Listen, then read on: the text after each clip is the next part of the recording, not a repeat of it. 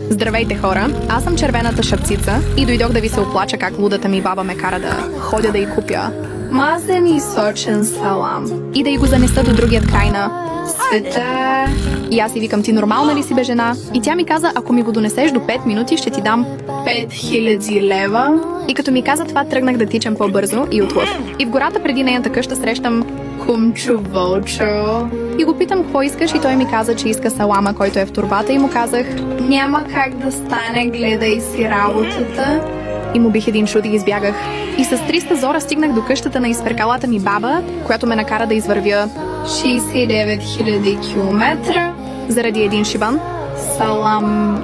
И като ме видя, че пристигнах, грабна торбата с слама и го изяде даже с опаковката.